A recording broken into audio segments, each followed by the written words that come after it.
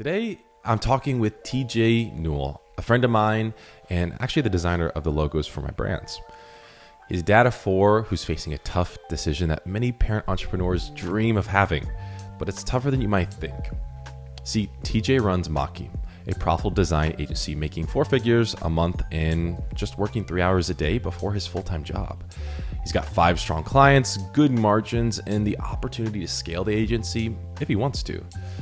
But here's the thing, he also loves working at his full-time job, considering that this is his dream job. You know, he gets to walk to work, he gets to build culture in the small town that we both love and live in, and he gets to support one of his closest friends in his growing business.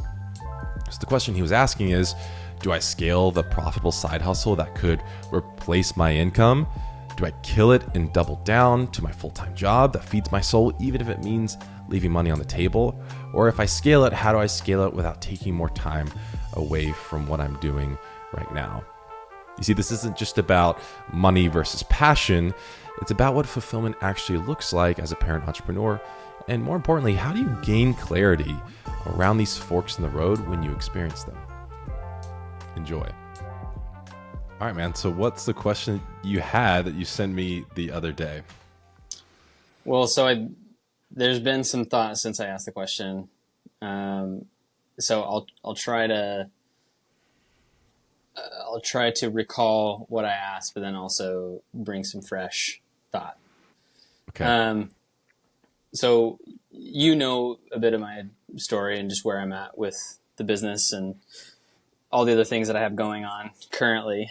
But in short, I run a design agency where I sell a design service, sort of like a plug and play art department for those that need quick turn art requests. And the way that I structure my business is I hire a project manager and a designer under them to service each client. So everyone's getting really good care. And we turn quick. So it's all about speed and customer service. Not that we take a dip on quality, but those are the two things that we pride ourselves on. And I'm finding myself right now in life having 4 kids and living in a small town that I love and having a full-time job all of a sudden that I love. So the design agency either goes on the back burner or becomes a part of my life, a fixture of my life that can grow on its own, so that I can press into what's right in front of me, which I think is where I find value. So that was kind of me lacing these two thoughts together. You know, the question that I asked you the other day was, how can I scale this thing? And do you think this concept would work? Which we can get into a little bit more. But since then, I've thought a lot about, you know, is this something that can grow as I give my all, or 95% of myself to, like I said, what's right in front of me, which is my community, my day-to-day, my 9 to 5, and yeah, just my family. And also, you know, keep my head on straight because it's a grind. Yeah. Well, it's so obvious, but what do you actually want? You know, it sounds almost like you have analysis of paralysis, but like, if you just continued working, you know, 9 to 5 that you enjoy now, and you just kept growing into that role at that company, like, would that bring you life, or would you always feel like, what if I just sent it and I just did it? Or on the opposite spectrum, like if Mocky took off and got you, like, it was difficult, but you got through it and you eventually scaled it, would that be the most gratifying thing when you think about the future? Like, what does the picture look like for you? I think what is gratifying to me is that my family is okay. And, you know, obviously I'm motivated by money and growth. And the idea of more, not in like a greed sort of a sense. But But money is a great determinant of value, right? yeah, And so the yeah. more you offer in the marketplace for value, the more you get in regards to money. So I get it. You don't have to Right. preface that. But the motivator in that is just accessibility to things. I would love to be able to take off on a weekend and go, you know, find refreshment on a coast somewhere with my family. Mm-hmm. I've been grinding so hard, which, maybe maybe that's what's holding me back. That I'm trying to grow this thing. But I'm motivated by that. It's the Mm-hmm. long weekend trips, and what's right in front of me. What that offers is just the ability to wake up, literally walk down the street to my 9 to 5, and we can talk more about what that is and why that's fulfilling to me, and why I don't want to let that go.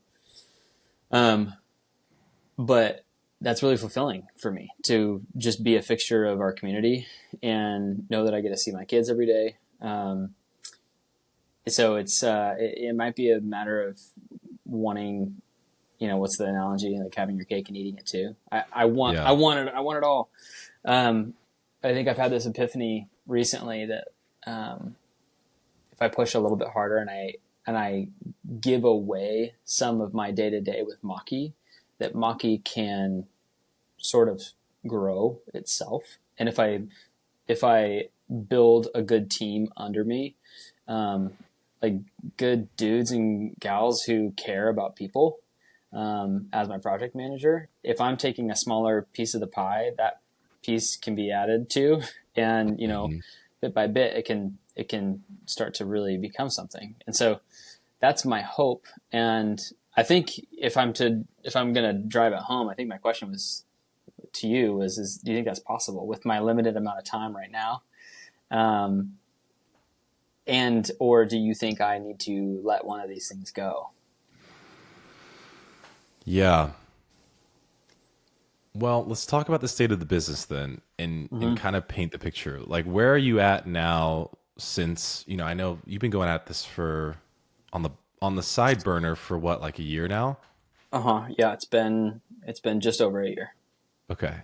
What is where are you at, like, growth wise? Are you at the same? Have you dwindled down? What does it look like right now?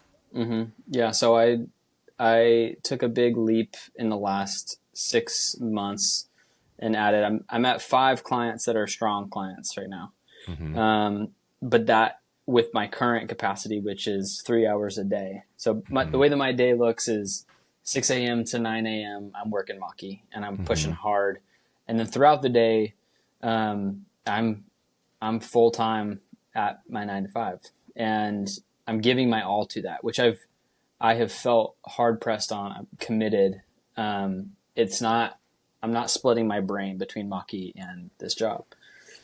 Um, and then most nights I come home and field some more emails, and I'm able to be with the kids. And I just sort of had this wake up call that if I don't commit to like parsing it out, that 6 to 9 block and then the 9 to 5 block for my job, then I'm just gonna keep running in circles. Because for a while I thought if I worked hard enough and I pushed from 5 to 10. This was before I started full time. Mm-hmm.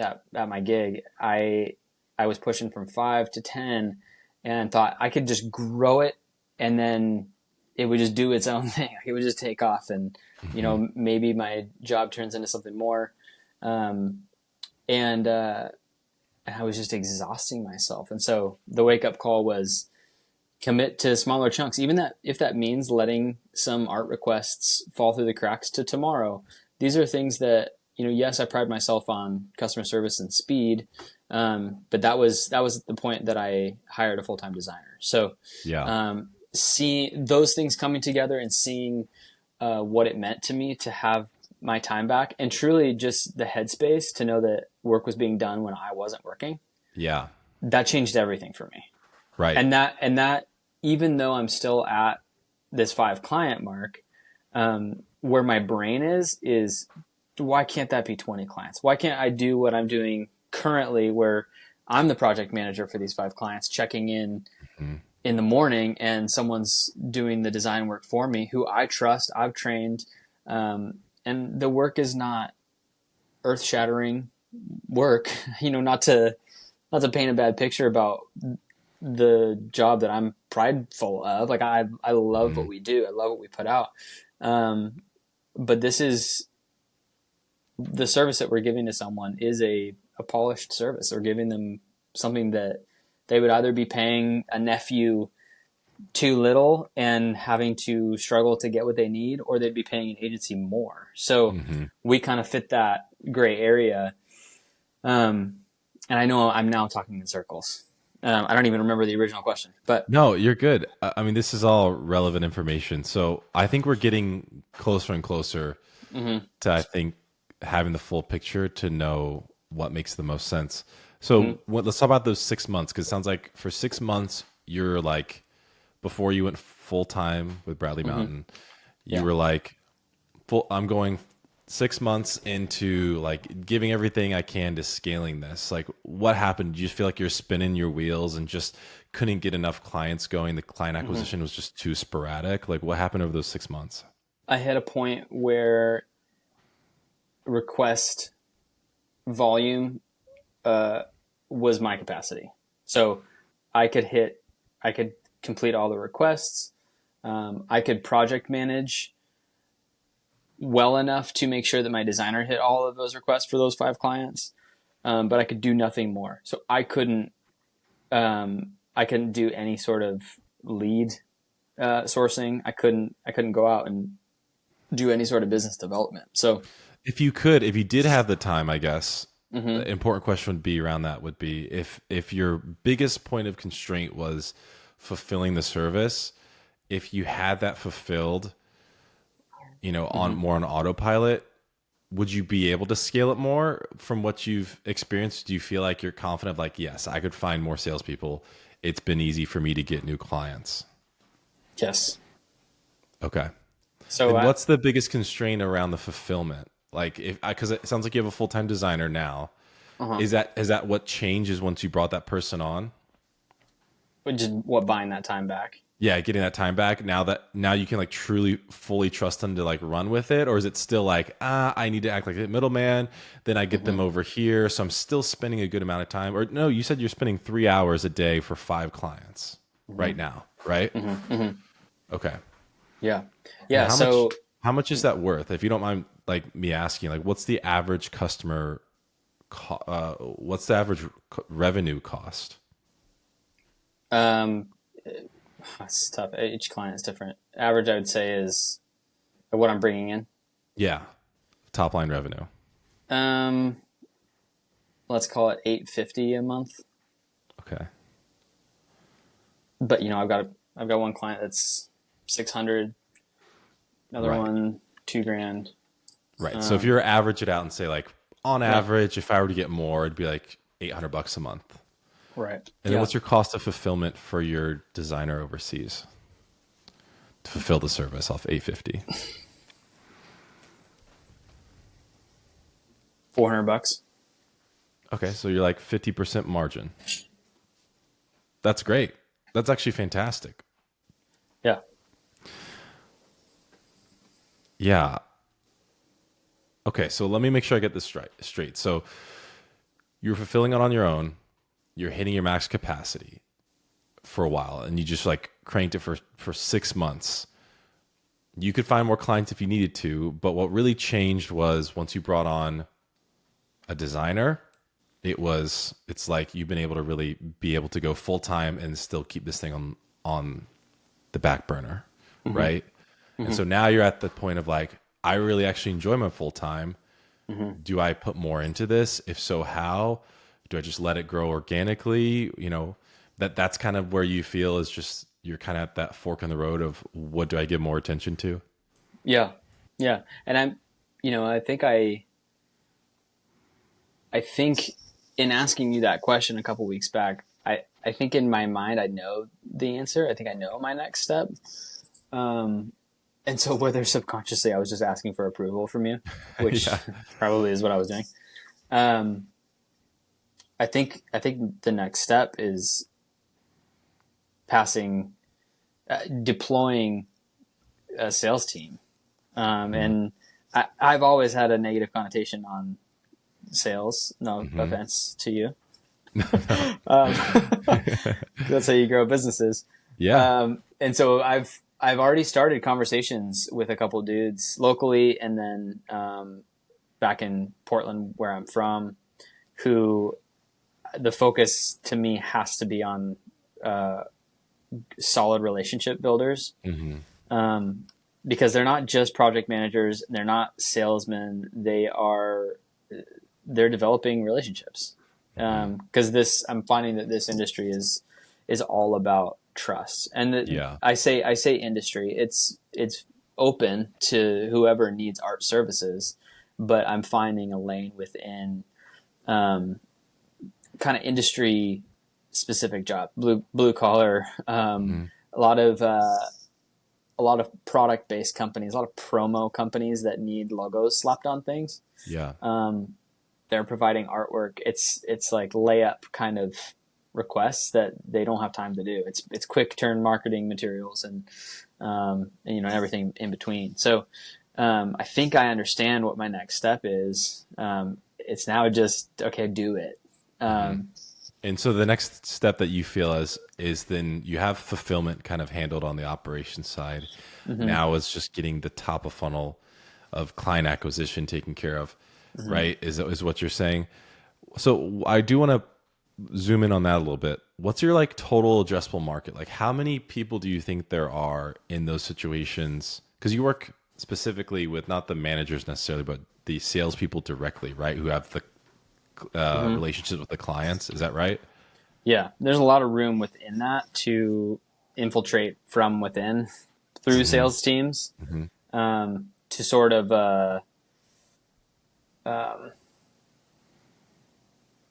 like a corporate level contract is what I'd like to work up to. Right. So you're working with these sales reps who are putting out conceptual mock-ups to make the sale. So we're helping them with their sales funnel. It's a time to close fulfillment. I mean, that's what we do for those clients. But then I also have other clients that I found that, I go direct to the art department and I'm sort of an embedded designer within them. I'd like to get away from those. I think more, I think the bread and butter is those quick turn, those layup drills, because we can stack on that. And there's some really high volume reps. There's some really high volume companies, so that might be at that corporate level that just need quick stuff, Facebook ads, right? And they need them constantly. I guess my question though was like, how big do you imagine the market is? Like, how many people do you think you could sell to? Have you gotten an idea of like what the total addressable market would be? No. Okay. And I'm saying no to say I have not given the time to do market research. That's fair. Outside of just working with my clientele, knowing that they want to pass along the Mocky name to their contacts. And something you recommended to me a long time ago was a referral program, which I've started thinking about that a lot more. I've started considering inviting those reps to be Mocky project managers. So you rep Richardson Headwear, you rep Gildan Tees, you rep whoever it is, Igloo, anything that can be a promotional item and have Joe's Crab Shack logo put on it. They're repping those brands. Why don't you rep Mocky? Because Mocky can service all of your portfolio. Right. And to just like zoom out on that for specifically what you're talking about, you're specifically talking about you sell your design services for these quick turn logo designs, marketing materials, whatever it might be, particularly on average to salespeople. And it's usually salespeople who have relationships with these branding companies. Right? Did I describe it correctly? Yeah, that is my primary lane. But my secondary lane, I would say, is brands that make a product that have a custom program. So private label, custom label, and they take their product and they put custom application onto it. So I Right. work direct with those companies. Right. Okay. That makes a lot Yeah. of sense. And so let's zoom in then on what you mentioned about the salespeople, since that seems like that's the next thing to explore. Mm-hmm. If you, how did you get your last customers? Was it from word of mouth, like we talked about, and just referral basis? Yeah. Okay. Have you found any kind of repeatable outreach or anything that's like can be systematized that if you bring on, project manager or someone like that, or Mm-hmm. any kind of salesperson that they can like follow the beaten path that you've kind of already outlined? Yeah. I hate to admit I am not a man of pattern. Um, Well, you're yeah. creative, dude. I think it's You the literally, you have graphic design in your background. I don't expect you to be type A. oh no, I'm not. I am yeah, very type whatever B or C. Um, Type Z. yeah. I am a relationship guy myself. So like as a designer, I am emotional in my design. I want it to mean something. I want what what grinds my gears is the handoff. It's delivering the product, and that experience right there, the handshake, or just like the sigh of relief. Um, it's knowing that we did something good, and then it's building on that relationship and just having the rapport. So anyone that I find that is so important to me, like project managers and sales, it's really important that they can build good relationships. So that's what I found has been my organic growth. And I think the itch that I have right now that I can't seem to find the time to scratch is that I have all of these emails and these contacts in my head that I just need to reach out to, have a phone call with, Mm-hmm. and start building from there. I'm confident in myself. I'm confident in telling someone else how to do it, and then from there, that 3-step process is building the relationship, building that trust, bringing them on as a client, onboarding them, and immediately in that onboarding, it's assigning a project manager and then immediately hiring a designer. So that Yeah. is the package that happens. And that, internally, that's not, to really be, no one needs to know that. These are my people that are working for me and with me, Right. and we're building this But together. when you say there's like a list of people you need to call, are you saying like these are salespeople and project managers you need to call? Or are you saying that these are like clients? It's like I just need to reach out to these referrals I've not I think reached out to it. yeah, these are potential clients. So, um, I don't know if any of my current clientele will be listening to this ever, but they've been so generous, so kind to make connections. And just kind of through the year, I've been gathering emails from forwards. There's a lot of email forwards that come through that I see that Mm-hmm. I think I have paralysis a little bit in asking if I can reach out to those people. I don't think it'd be any problem if I did. I Yeah. think I'd probably have permission even before asking. So I've got a long list. I would estimate 50 names that I could reach out to right away. Jeez, dude. That I'm already doing art for by way of their rep. So Right. they're distributors essentially. Got it. So those are names I just want to get in the hands of these two guys that I had started conversations with immediately and just tee up those conversations. I think we're already qualified. I think they would know where their artwork is coming from anyway. I think that their reps, could kind of triangulate that conversation. And then there are a few other industries that I just kind of want to press into, specifically just with that, application and that decoration, promo product in mind. And then I want to go to a trade show. I just want to have a presence and I just It's want to meet great. people. Yeah, you should absolutely do that. I mean, even Yeah. if to pay like $1,000 or $1,500, like it's if you're any brand, even if you don't have any exposure whatsoever, going just Hmm. to a trade show or convention just with the right people, like, Hmm. man, I've done so much business at a bar at trade Mm. shows. Just like you just talk to the person next to you, and then you go, "Oh, hey, I do this," and Hmm. before you know it, they're like a client. My biggest, I think, question in all this is what's the fear? What's the hesitancy? I've sensed a lot of, like, it seems like the floodgates are right there, like the opportunities right there, and like you said, you know what you need to do, you just need someone to give you permission. I guess Hmm. what's the feeling of hesitancy or fear around it? What's your biggest Um, fear around it? it's going to sound really silly because I know exactly what it is, and it is so practical and could be solved tomorrow.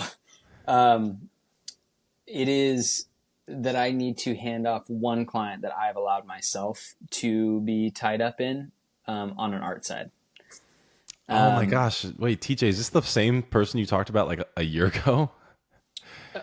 maybe, I think you've said this before, like a year ago. yeah, maybe. They're just a cool client, and I think that there's, whether I would admit it or not, I think I'm fulfilled in the art that I'm doing for them. Yeah, yeah. Um, However, since then, since I took on this full time job with Bradley Mountain, um, I don't need that fulfillment from this other client. Yeah.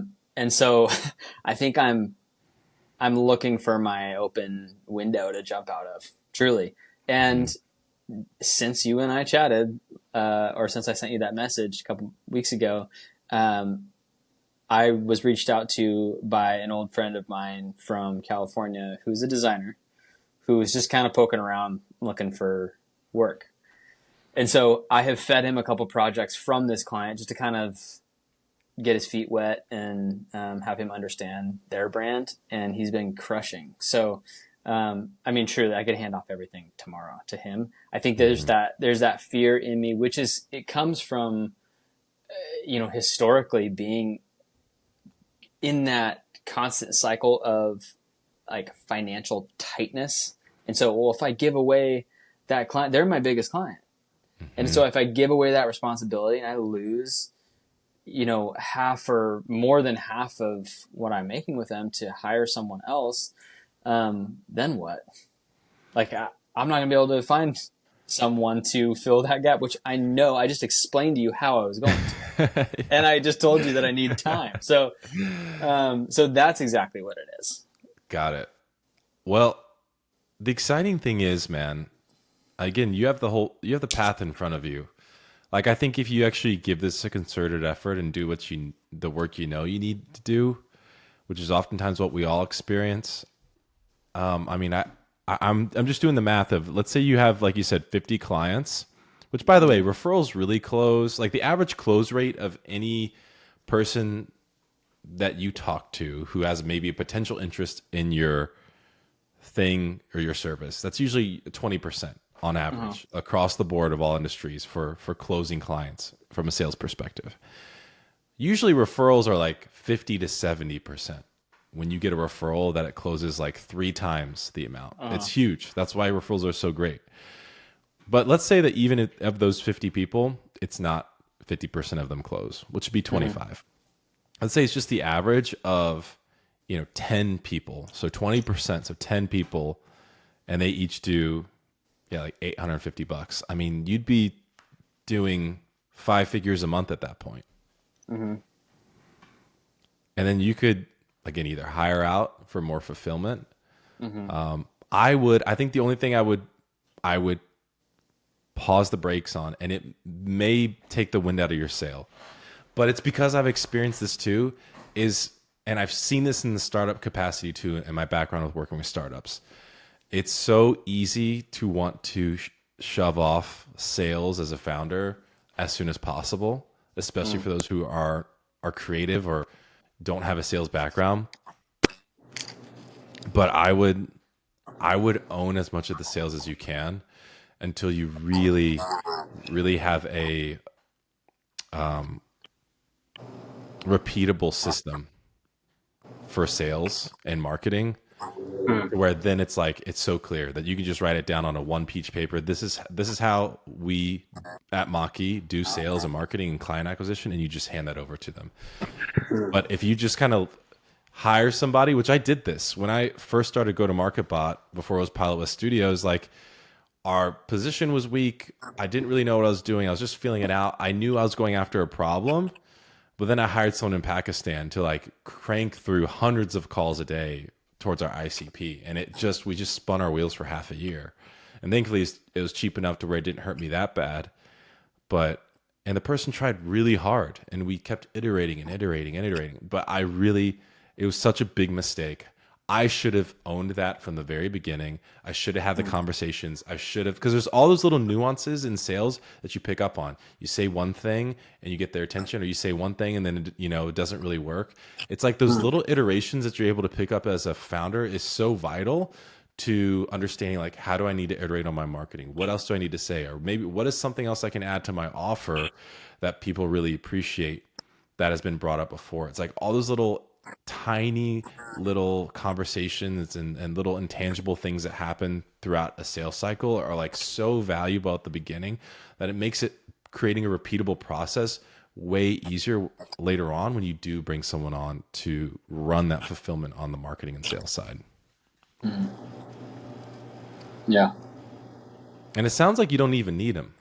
It sounds like even you could just own your referral list and just crank away at that and get to, probably replace I can imagine you could replace your Bradley Mountain income if you wanted to, in probably 4 to 6 months if you really wanted to, just by focusing on referrals and continuing to milk that. That's the thing, is that I don't want to. I don't want to stop that. Yeah. Because that feels like, and that's a whole other conversation. That's a soul level decision that was made, and it's been fulfilling on a really deep level. So, and that, calling back to the beginning of the conversation, it's like, is this just having my cake and eating it too? Is this wanting too much? But I guess at that point it'd come to a decision. Yeah. Or not. I guess I'll double down on that question. Do you think it is possible to,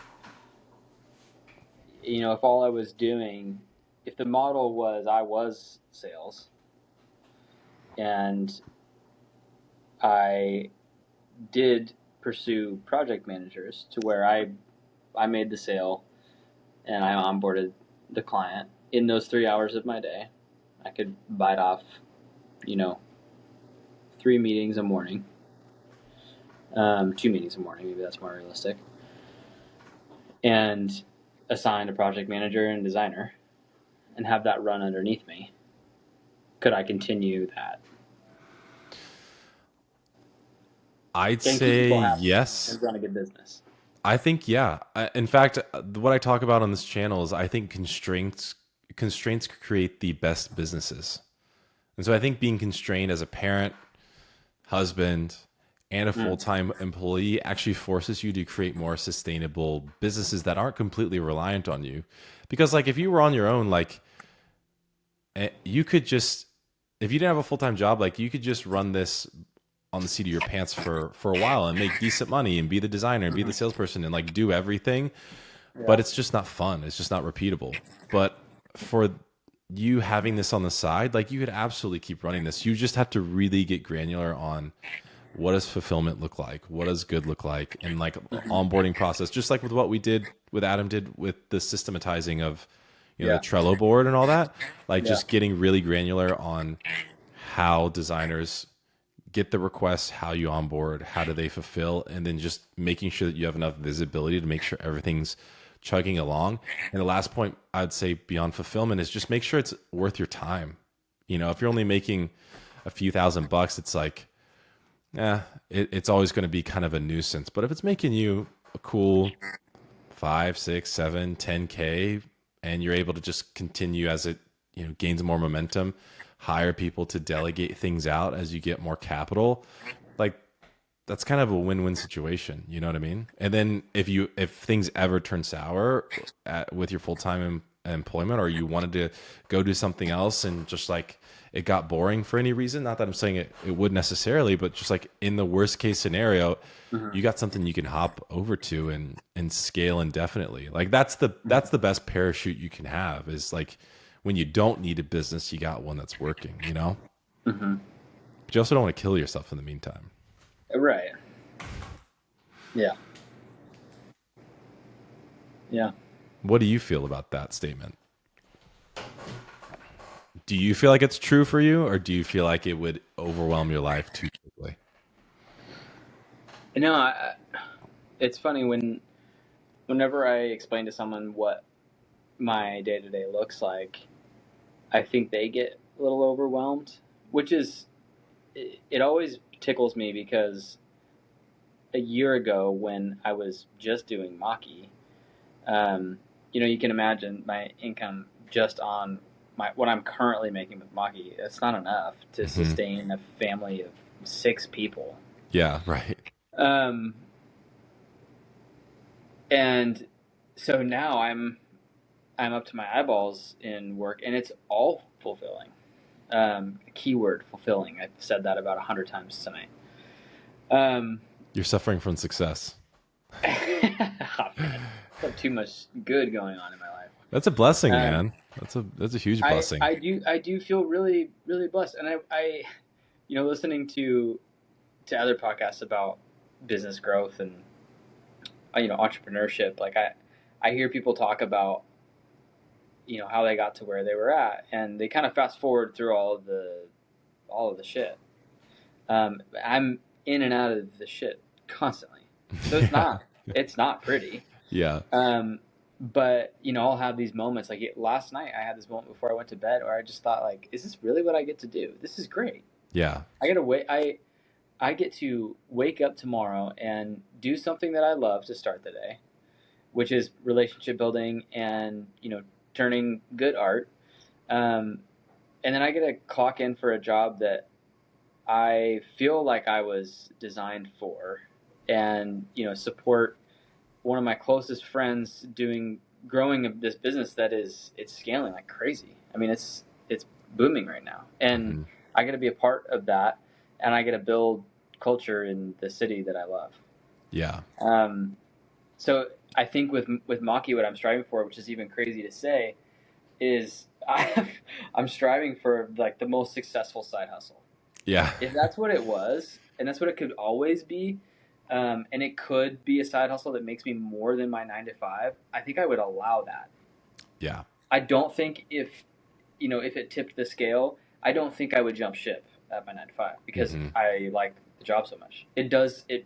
I said soul level. It does something for me that um, I don't know that Mocky could do. I'm proud of Yeah. Mocky. I'm proud of the growth that I've been able to, like being able to be the creator of something and shape something from the ground up. That's cool. Um, but I think if that's what it could be, um, that would be okay. Yeah. And I Because then think at that point too, I think I don't want to live my life striving and sweaty all the time. You know. yeah. Um, if that makes sense. Yeah. And that might No. not be possible, but I think in my mind right now, at least, I do think it's possible. I believe in it. So ultimately you're saying that like you feel good about the workload right now and you don't feel like it's too much. No, I don't. Then I think that that's your litmus test. Again, I think let's play this out like worst case scenario, it continues to scale and then you have more capital that if it does get too overwhelming, you can hire someone to take it over and you can just either collect checks or and again there'll be smaller checks because you're having to hire a full-time employee to manage everything, but like you're still collecting checks and it's still a growing business, a growing asset that hey, maybe one day you could sell off one day and get a windfall event way down the line. It's like worst case scenario, if it gets overwhelming, you can hire somebody and just take smaller checks and just keep it growing. Yeah. And so, yeah, I think again, the last point I'll make here to all of it is, yeah, you already know what you got to do. I would just focus on the referrals because I think it'll. What is burnout, right? Burnout is doing the same thing over and over again and like being frustrated that you're not seeing progress. Hmm. And that's the only concern I would have for this is like if you don't really add fuel to the flame here while things are hot, then I think after a while it'll start to wear on you like, man, I'd rather just have my 3 hours back than just get paid a few grand to do this every day. You know, maybe at a certain point, it just gets frustrating, and or like you know, you just hit a bad season where it's just wearing on you. But if you have the scale, if you can scale it and just like really focus on it for the next few months, then for one, you're gonna have more money, which you can do more things with, which is always fun for your family and for you. But two, you can also delegate and do more things to automate the business and to bring more people in to keep it Hmm. growing, to buy back even more of your time. But if you're really in between these stages, I mean that's like the shit eating stage, and you could just be there indefinitely, you know. Hmm. But if you give a really concerted effort, I feel like you'll be able to really then see the reward of it and even be able to delegate and to even get yourself more out of the business and less of the key man risk to where you can create teams and everything to keep this thing moving completely without you and you just collect checks like and that's like you said that's the best case scenario for a side business. Yeah. Yeah. Sounds like a dream. Well, you're down the right path, man. Like obviously creating real value, and if you have that many referrals sitting in your inbox, you're doing something good. Well, I think I don't know that I said they're referrals, but warmer than they're warm leads. I think what I said in that was these were from email forwards, and it's contacts that I have that I wouldn't otherwise have if I was just on LinkedIn and cold emailing. Yeah. Uh, And then I just ask for referrals if you haven't done it for a while. Like ask some of your clients, like, uh-huh, hey, looking to bring on a few clients. Who do you know? uh-huh. Did you ever do that with the free mock-ups as a referral bonus?